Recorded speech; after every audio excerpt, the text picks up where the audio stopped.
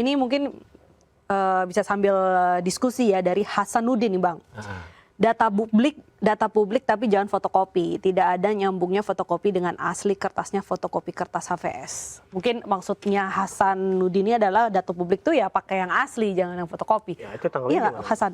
Benar, Data publik harus yang asli, jangan fotokopi. Itu gimana? Ya, kembali lagi, ada benarnya. Makanya saya kejar itu data di ANDRI. Di ANDRI. Di ANDRI atau Lembaga Kearsipan Daerah. Karena kebayang begini ya, ini asli difotokopi, ya kan? Tahun katakanlah 2005 nih, 2005 difotokopi dengan teknologi fotokopi yang lama, pakai bau minyak tanah masih kali itu kan? Nah, terus di scan, legalisir. Berarti kan ini legalisirnya ini juga bisa diuji. Oke. Nah, jadi kalau ini juga kalau memang dilakukan otentifikasi bisa saja benar dua-duanya. Otentifikasi benar-benar mirip ini. Jadi kalau istilah otentik itu ukuran juga jangan berbeda, harus sama ukurannya. Kalau istilah undang-undang kearsipan. Oke. Jadi betul-betul otentik itu sama persis. Iya. Jiplaknya. Nah, beda dengan yang dikasih ke kita ini kan seperti kata Bang Peter tadi kan. Bang Hasan. Yang dikasih ke kita A4.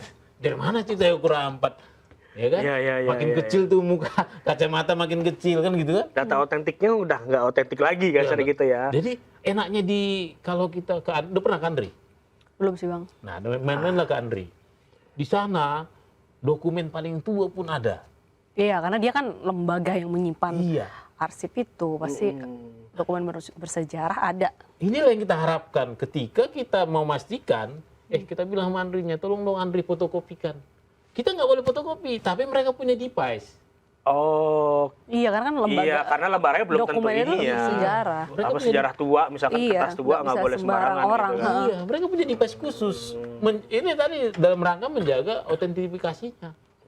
Otentik. Jangan sampai malah rusak buktinya gitu ya. Terus cobain kan di KPU.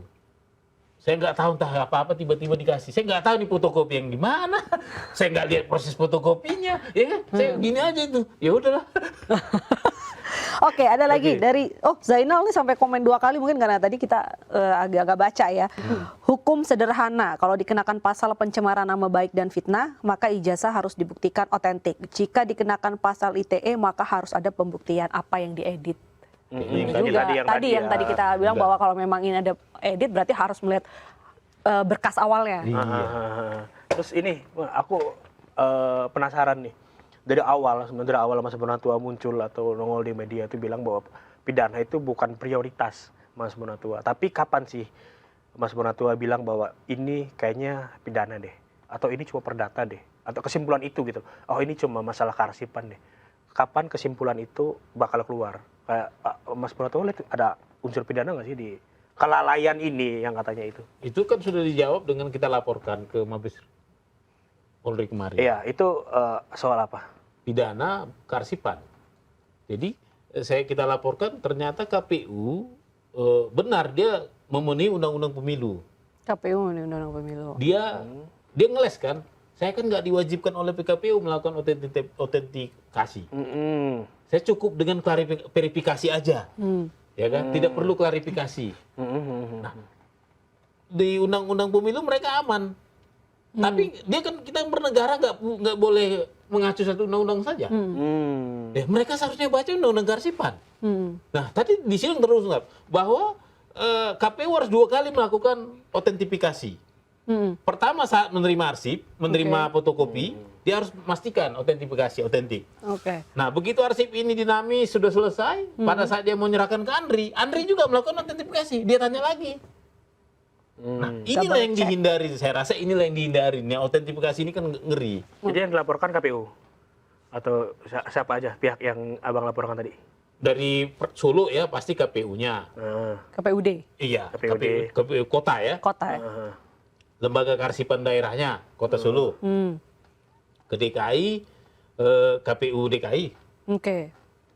Lembaga kearsipan DKI. Karena pernah di Solo, pernah di Jakarta. Terus yang pusat? KPU pusat sama ANDRI. Banyak Bang. Banyak. Nah, ini masih bicara lembaganya. Yang saya laporkan di lembaga siapa? Pejabatnya siapa? Komisioner. sekda, sekjen ya kan, kepala karsipan. Bisa kena semua. Bisa kena semua. Dulu kalau kalian pernah nonton podcastnya Bang Saud, Situmorang, dia hitung itu bisa 700 orang kena. 700 Iya. gara ini masalah ini. Iya, dia hitung 700 orang. Ada itu rame tuh. Tapi abang melaporkan itu riset juga atau yang terkait aja gitu abang laporkan? Nah, saya kan bilang kemarin Karena juga, kan mungkin yang berincar saat itu dengan bertugas saat ini Beda. berbeda. Gimana tuh bang? kalau pejabat kan yang ganti itu kan orangnya, jabatannya kan tetap ada. Betul. Nah, jabatannya itu yang saya laporkan, bukan pejabatnya. Jadi no personal ya. Nah, jadi- Korporasi Iya. yang abang ini kan ya, yang abang laporkan. Iya. Misalnya kayak inilah, kalau di perusahaan kan ada dirutnya pasti ada, direksinya tetap ada. Yang ganti kan orang-orangnya. Iya. Yang saya laporkan direksinya. Oh. Nah, Kalau ada orang yang nanya ke abang, ngapain sih bang? Gitu. Simpel tapi, ngapain kan sih? saya udah bilang kemarin tuh juga, saya nggak tertarik sebenarnya mempidanakannya. Tapi akhirnya, Saya pingin minta bantuan ke Mabes Polri, bantu saya supaya KPU nyerahkannya ke Andri oke. dan bersama-sama kita lakukan autentifikasi. Ya, supaya ini tidak berpanjangan, supaya ada bukti secara ilmiah bahwa ini ijazah asli, ini ijazah otentik dan lain sebagainya. Iya, Biar nggak panjang-panjang lagi sebenarnya niatnya ya. mumpung beliau masih hidup, ya kan? Ayo, saya bilang, oke lah, mungkin sudah berlalu lah. Oke. Kan bisa autentifikasi belakangan. Oh. Ayo sekarang kita mulai. Ya kita nggak perlu ke pengadilan. Andri juga tidak tersangka, ya kan? Sekarang problemnya mereka yang tersandra ya. Kenapa tersandra? Ya karena mereka kan bingung. Udah lama nih ceritanya. Kami juga baru tahu nih undang-undang karsipan. Baru tahu nih. Tapi kalau boleh tahu nih, ini agak nakal nih, boleh jawab atau enggak? Udah ada yang nyolek belum? Bang, udahlah bang gitu. Nyolek. Nyolek bang, nggak usah nyolek dipanjangin apa? lah, Coba bang. jangan. Iya, tiba-tiba nyolek WA, bang, udahlah bang, jangan dipanjangin bang. Udah ada gitu-gitu. Kalau kawan-kawan Pesanan kawan-kawan maksudnya. pasti baik. Tapi kalau orang-orang yang berkepentingan dari yang antitesis, yang tesis lawan dianggap antitesisnya Rosuryo, nggak ada. Saya Masih juga aman ya bang ini. karena saya memang jaga Karena diri saya. tracknya independen gitu kan. Iya, jaga diri saya. Nah, makanya teman-teman saya lihat kan juga yang saya nggak gitu riuh lah bicara diserang secara medsos ya. Artinya memang ya saya peneliti murni. Tapi kalau menanggapi, bagaimana tanggapan abang ketika mungkin ada netizen yang bilang, pasti dia sebenarnya segeng sama Roy Suryo karena dekat Iya. banget kayak gitu. Pasti ini hatersnya Pak Jokowi. Itu abang menanggapi itu gimana? Nah, kemarin kan di sini saya pakai baju ini kan tim sukses Jokowi. ya. Apakah itu membuktikan Tapi saya kan benci? hanya baju. Gitu. Pas Roy juga kemarin buka baju tuh. Oke, sekarang saya kan peneliti kebijakan publik. Oke. Yang saya selalu kritik terhadap Pak Jokowi adalah jabatannya, kebijakannya. Badan publik dari Iya. seorang presiden gitu kan. Saya tidak pernah menyinggung keluarganya.